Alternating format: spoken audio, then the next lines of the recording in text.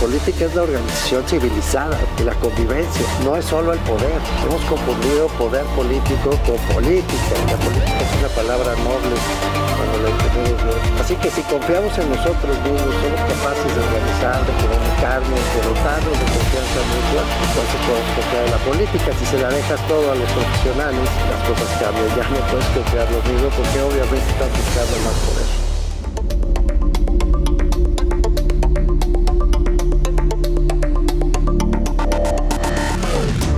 Me da muchísimo gusto tener el día de hoy a un queridísimo amigo, viejo amigo, que es además uno de los mejores conversadores. Ya vamos a hablar de eso juntos, de por qué creo que es uno de los mejores conversadores de este país. Se trata de Daniel Goldin.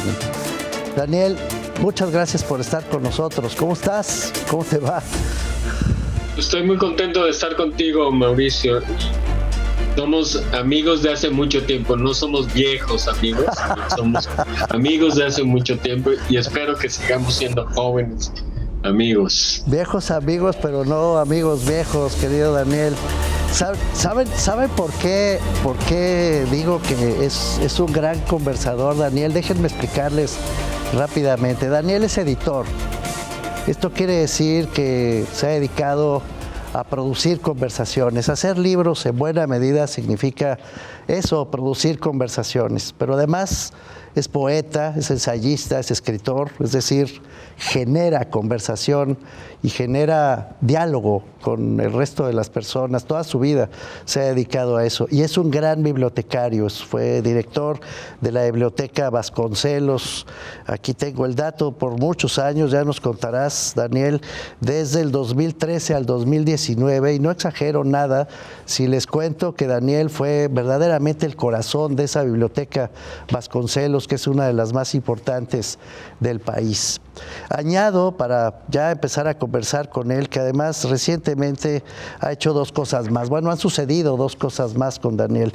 La primera es que le dieron el premio Juan Pablos. El premio Juan Pablos es el que le dan al mérito editorial. En 2019 se lo dieron, muy recientemente, por la Cámara Nacional de la Industria Editorial Mexicana. Esto quiere decir, es el premio que se da al mejor editor del país cada año. Y ahora pues se le ha ocurrido a Daniel crear Jardín LAC. Jardín LAC es un experimento. Cuéntanos, Daniel, ¿de qué va? Empecemos por ahí, si te parece bien. ¿Qué estás haciendo con Jardín LAC? ¿Qué es eso de Jardín LAC?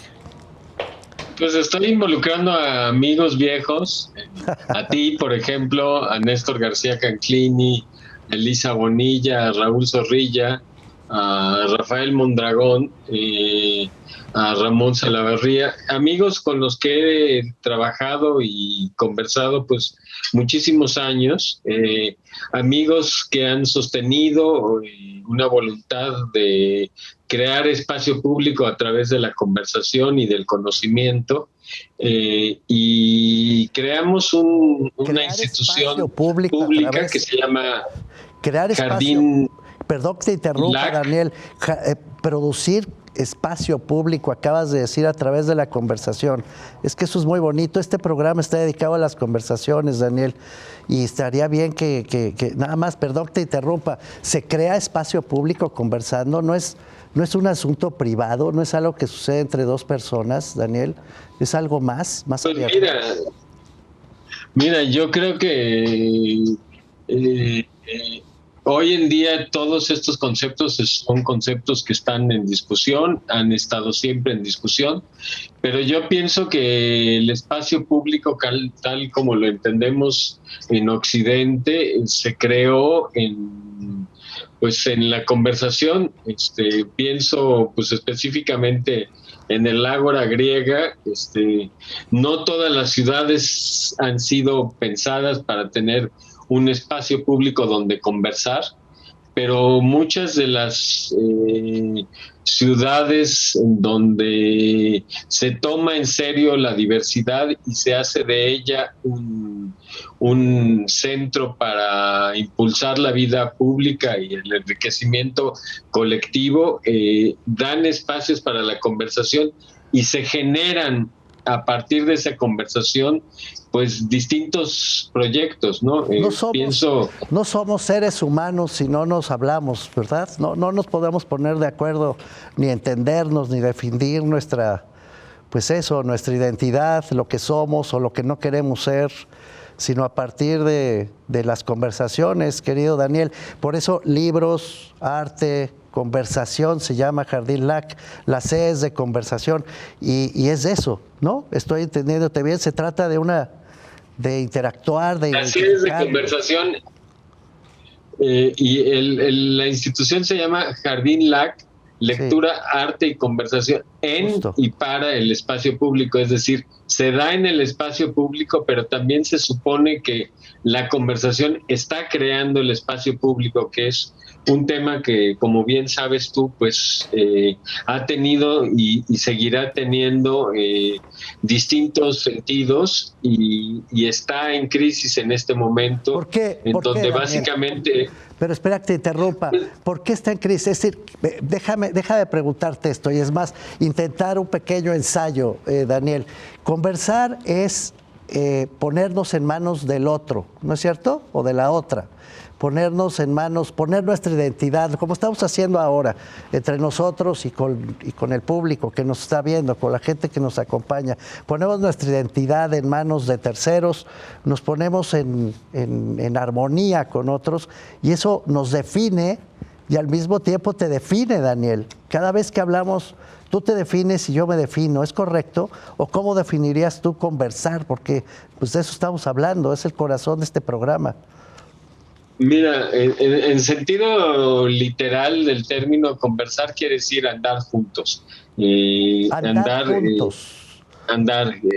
Tiene que ver con trasladarse y tiene que ver con algo que más que definir, en el sentido de darle una definitividad a algo, tiene que ver con la traslación como el sentido mismo de una manera de estar en el mundo, ¿no? Andar juntos, caminar me juntos. parece, digamos...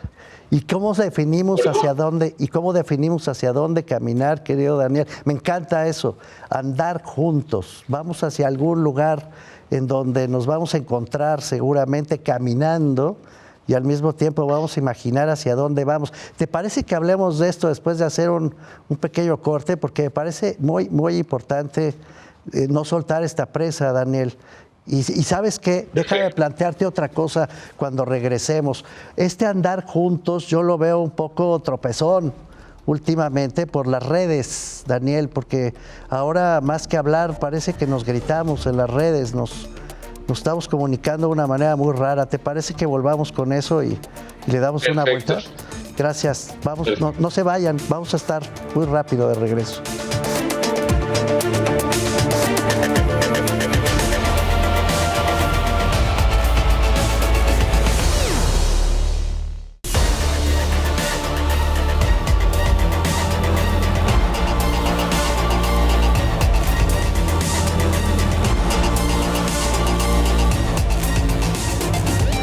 Estamos de regreso, Daniel. Andar juntos, me encantó. Hemos andado juntos mucho tiempo, tú y yo platicando de estas cosas y ahora pues queremos que se sepa. ¿En dónde andamos, Daniel? ¿Hacia dónde andamos? Pues andamos en una crisis civilizatoria muy fuerte, entre otras cosas porque creo que la actividad cultural por la excelencia, que es la conversación, está en crisis. Está en crisis, entre otras cosas, por una cultura del simulacro, en donde aparentemente estamos conversando, pero en realidad estamos monologando, no solo en México y no solo por la situación política que vivimos en México, sino porque hemos entrado en una crisis de conceptos como por ejemplo el del progreso, en donde pues básicamente estamos en el solipsismo, encerrados en el solipsismo. Cada quien está como con su telefonito dialogando, muy preocupado por mandarse selfies Y la conversación justamente es algo que supone una actividad que es muy, muy comprometedora y que en este momento realizamos muy poco, Es que porque tiene te que ver con la abres, ¿no? Tiene que con ver la escucha. tiene que ver con la escucha, tiene que ver con andar juntos y tiene que ver con, qué bonito lo dices, con la verdad. Y estamos simulando que conversamos cuando en realidad no nos estamos escuchando. Sabes que a mí me preocupa mucho entender, Daniel, y te confieso que no acabo de entenderlo, el fenómeno masivo de las redes. Entiendo dos cosas básicas. Uno es que en el momento en que las redes entran en juego, se pierde la dimensión territorial de la conversación. Hablas con muchas personas al mismo tiempo, hablas eventualmente con miles de personas, pero no es una forma de decirlo. Hablar en realidad supone un diálogo, una retroalimentación, y no tengo claro que en las redes esté sucediendo eso. Parece un largo monólogo, Daniel. ¿Tú coincides con eso? ¿Cómo ves tú esta extraña modernidad? A mí me asusta un poco, la verdad. Me parece hasta deprimente a veces. Pues mira, yo no puedo hablar con solvencia sobre las redes, entre otras cosas, porque casi no participo en ellas. Okay. Pero creo que tú mencionaste de pasadita la palabra espacio, y creo que lo que está sucediendo es que hay una dimensión espacial que está elidida en este momento en la comunicación, no solo en la conversación. Es decir, cuando estamos conversando, pues vamos conversando no solo con las palabras, sino con gestos, vamos poniéndonos de acuerdo con... Ahora hacemos emoticones, en lugar de gestos mandamos emoticones, así se llama, ¿no? Emojis, emoticones, o sea, figuritas. La gente se está empezando a comunicar por figuritas. ¿Sabes que el otro día una alumna me comentaba, Daniel, y me pareció espeluznante, a propósito de la simulación a la que te referías? Me decía que ella y muchos otros compañeros suyos sienten tristeza en esta forma de comunicación electrónica que ha de alguna manera suplido a los libros, porque quieren mostrar lo mejor de sí mismos, de sí mismas, y quieren obtener aceptación. Entonces se disfrazan, hacen simulaciones de sí mismos, como tú decías antes, para ser aceptados, para ser recibidos, para ser queridos. Y esa otra parte de la sinceridad, de la intimidad, de la verdad, del caminar juntos, como decías tú, pues empieza a diluir. ¿Cómo podemos recuperar eso, Daniel? Tú eres un editor, tienes el premio Juan Pablo, eres una de las personas que más sabe en este país de estos temas. ¿Cómo le hacemos para recuperar la conversación? Danos un hálito de esperanza, querido. Yo mira, Mauricio, ni en mi vida personal ni en mi vida profesional tiendo a mirar con nostalgia y a intentar recuperar. Yo creo que en este momento hay muchas posibilidades de crear una conversación diferente. Creo que en principio lo que tenemos que hacer es algo que la pandemia nos regaló, que es darnos un espacio para el silencio. Creo que la conversación surge también de darse un espacio para el silencio interior. Estamos todos muy ocupados, y antes que quejarnos con sobradas razones de las redes sociales, de los emoticones o de la tecnología, creo que hay que darnos un espacio como para detenernos y para pensar qué es lo que nos importa, ¿no? Como la música, es una Daniel. crisis. Ahora que dices del silencio, recuerdo esta definición de escuela, ¿no? La música es la combinación de sonidos y silencios armonizados en el ritmo, con el tiempo. Es decir, tiene mucho que ver con la música, la conversación, creo yo, Daniel. Tengo en mente el arco y la lira de Octavio Paz, la metáfora, el ritmo, el tiempo, la posibilidad no solamente de escucharnos o creer que nos estamos escuchando con desesperación, dices tú, sino también dar ritmos, espacios, escucharnos en paz. Estás hablando de música, Daniel, y la música es lo más cercano a la poesía o viceversa, la poesía a la música. Levi Strauss dice en algún momento que la gran invención humana tiene que ver con la melodía. Hoy en día no sé si Levi Strauss diría lo mismo, porque creo que hoy en día estamos descubriendo una nueva faceta de lo que quiere decir ser humano y ya no podemos forzosamente distinguir los lenguajes humanos y los lenguajes de otros animales. No sé muy bien cómo pensar la música, pero sin duda alguna me parece que parte de lo que vincula la música con la conversación es que se justifican en sí mismas. Eso. Cuando estamos escuchando ¿Quieres que hablemos de esto música, en un momentito, Daniel? Porque me parece importantísimo lo que estás diciendo. ¿Te parece que hagamos otra pausa? Es que no hay remedio, tenemos que hacer, a propósito de los silencios y las pausas, también en la televisión necesitamos pausas. Hagamos una más y ya, y regresamos para darle una vuelta a esta idea de la música, el silencio, la poesía, la armonía. Me encanta lo que estás diciendo. No se vayan, regresamos en un momento.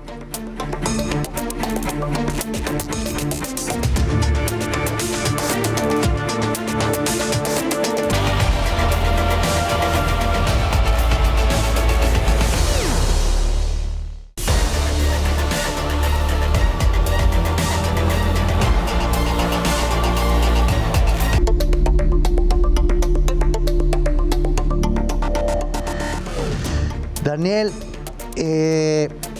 efectivamente conversar, nos dices, pasa por el silencio, pasa por el ritmo, y yo lo identifico con la música. Tú fuiste y eres un agente de libros, eres un gran bibliotecario, se te reconoce por tus aportaciones en ese sentido en la Vasconcelos. Sí hay una identidad entre la música y la hechura de los libros, o entre la forma en que uno lee un libro y escucha una pieza musical. ¿Tú qué opinas al respecto? A mí me parece importantísimo esta identidad de la música, el ritmo, la metáfora, la poesía. Hay un punto en el que se confunden una cosa con la otra. Qué maravilla. Aprender a conversar es como aprender a cantar. ¿Tú qué nos dices de eso, Daniel? Mira, lo primero que me gustaría decir es que a mí me parece que la actividad cultural por excelencia es la conversación. Creo que todo libro participa en varias conversaciones, propicia diferentes conversaciones, y no todas las conversaciones dependen de libros. Entonces, en ese sentido me parece que la conversación es infinitamente más potente. O no todas las lecturas se hacen en libros. Probablemente no hemos aprendido a leer otras cosas, leer el espacio público, leer la calle, leer los gestos, sí, leer los contextos, sí, leer pues la el música, cuerpo, leer el entorno. Las bibliotecas, Daniel. Estás escribiendo. Acabo de acabar un libro, de terminar de redactar un libro que se llama así. Cuéntanos. Y que es un libro que justamente está redactado en la pandemia y pensando un poquito en ese espacio tan singular, tan extraño que son las bibliotecas, que mucha gente identifica como lugares llenos de libros y que en este momento no forzosamente lo son. Hay bibliotecas en donde ya no hay libros, claro, y que me parece que siguen siendo bibliotecas, y siguen siendo bibliotecas especialmente porque pueden propiciar diferentes conversaciones, y hay muy pocos espacios que lo hagan para cualquiera, no para todos, sino para cualquiera. ¿Qué quiere decir? Espacios en donde pueda entrar una persona que sepa o no sepa leer, sí, que pueda sentirse a gusto, que sí, pueda potenciar su creatividad y que pueda ser reconocido como un sujeto cultural. Algo que en este país la cultura del libro más bien ha tendido a desconocer al sujeto cultural como si no está identificado como una persona. Se puede hacer cultura de muchos modos. De hacer cultura quiere decir en realidad hablar con los demás, conversar. Daniel, te siento y me contagias el optimismo. Te confieso que a veces yo me tropiezo, la verdad, con los problemas del miedo, del encono, de la iracundia, de los muchos silencios que a veces tiene el mundo en nuestros días. Es verdad que estamos mucho más conectados con el mundo y paradójicamente estamos al mismo tiempo más desconectados de nuestro propio entorno. Vaya lío. Pero te siento optimista y sí me encantaría cerrar esta conversación contigo, si es el caso. ¿Cómo podemos reconstruir la conversación colectiva, Daniel? ¿Qué nos aconseja uno de los mejores editores del país para poder reconstruir nuestras charlas? ¿Qué hacemos? Danos un consejo, ayúdanos. Mira, yo creo que no hay recetas, Mauricio. Hemos vivido momentos muy duros a lo largo de la historia y del siglo XX.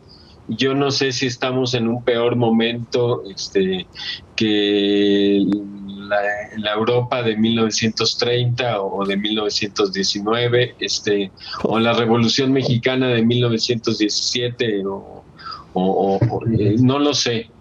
Este es nuestro momento, es el único que vamos a tener, y me parece que en este momento hay muchas posibilidades de hacer cosas.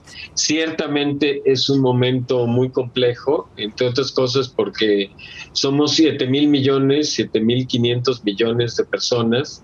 Nunca en la historia hemos convivido tantos, nunca en la historia ha habido un momento donde más de la mitad de la población sea urbana, y estemos aparentemente comunicados. Entonces me parece que es un momento muy complejo, es un momento donde estamos reconociendo la posibilidad de comunicarnos con y de entender otras inteligencias. Se puede aprender, Daniel. ¿Tú crees que podemos aprender a conversar? No me refiero a volver a ningún pasado, porque por sí volver al pasado no es en general un buen consejo, ni política, ni en ningún sentido. La vida siempre se vive hacia adelante, no hacia atrás, pero siempre se puede aprender a conversar, Daniel. Tenemos que aprender a conversar. Yo creo que, mira, ayer se publicó un estudio de la Organización de Naciones Unidas en donde hablaban sobre hacer las paces con la naturaleza, y una de las presentadoras, Julia Carabias, hablaba sobre la importancia de entender que la agenda de la desigualdad, de la diversidad cultural, no puede estar separada de una agenda que reconozca también la biodiversidad. Claro. Y me parece que el gran desafío que tenemos hoy, que podemos también entender que hay lenguaje, que bajo la tierra hay vida. Sí. Y que esa vida se comunica, y que los animales se comunican, y que se tienden lazos de colaboración o cooperación entre ellos y con otras especies. Me parece que ese es un enorme desafío en el que yo estoy metido. La verdad, no sé si el género humano tiene posibilidades tenemos que lograrlo. Si no puede sobrevivir si no somos capaces de aprender a conversar entre nosotros, con la naturaleza, nos dices, y crear no una cultura reservada para las élites, para los privilegiados, porque la cultura es el resultado de nuestras conversaciones colectivas. Daniel, qué delicia esta conversación. Me desespera, pero al mismo tiempo me parece interesante que el ritmo del tiempo nos esté marcando que nos tengamos que despedir. Muchas gracias. Tienes que venir otro día a seguir conversando con nosotros. Muchas gracias. Será un placer, Mauricio. Será un placer. Muchas gracias y nos vemos en la próxima conversación con ustedes. No se alejen mucho. Gracias.